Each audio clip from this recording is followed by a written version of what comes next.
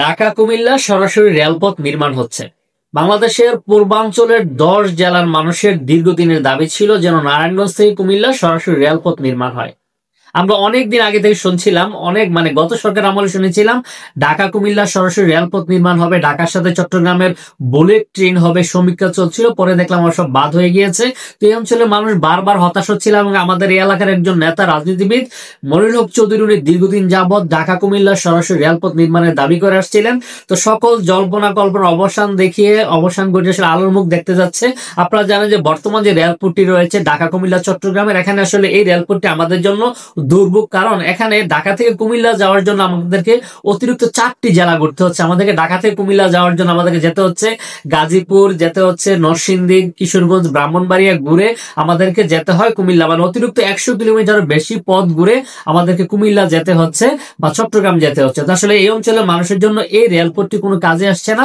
তো দীর্ঘদিন যাবত আমরা শুনছিলাম নারায়ণগঞ্জ থেকে কুমিল্লা পর্যন্ত রেলপথটি নির্মাণ করা হবে, কারণ এই রেলপথটির দ্বারা যে সমস্যাগুলো সম্মুখীন হচ্ছিল, যেখানে ঢাকা থেকে চট্টগ্রামের সড়ক পথের দূরত্ব মাত্র 248 কিলোমিটার, রেল পথে এখানে 320 কিলোমিটারও বেশি দূরত্ব।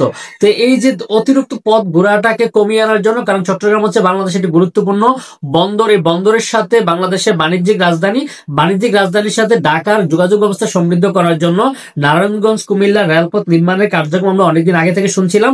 তো সকল জল্পনা কল্পনা অবসান ঘটিয়ে নারায়ণগঞ্জ কুমিল্লা কর্ডলাইন নির্মাণের সমীক্ষা কার্যক্রম পুনরায় শুরু হয়েছে, যেটা আসলে আমরা দেখছি আমাদের কুমিল্লার বিভিন্ন উপজেলাতে এই মুহূর্তে সমীক্ষা চলছে।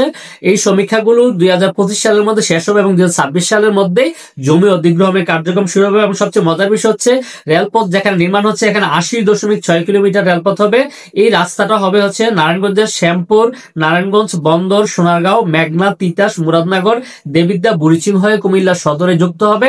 এবং আমরা প্রত্যাশা করব যে আগামী 2025 সালের মধ্যে সমীক্ষা শেষ করে 26 সালে জমি অধিগ্রহণ করে রেলপথের কার্যক্রম শুরু হবে। এই রেলপথটি নির্মাণ হয়ে গেলে ঢাকা কুমিল্লার দূরত্ব অনেক কমে আসবে। কুমিল্লার মানুষ কুমিল্লায় বসে ঢাকা থেকে অফিস করতে পারবে এবং ঢাকা চট্টগ্রাম রেলপথটি দ্রুত নির্মাণ হোক, এই প্রত্যাশায় আজকের মতো এখানে শেষ করছি। কথা হবে অন্য দিন অনেকটা ভিডিওতে।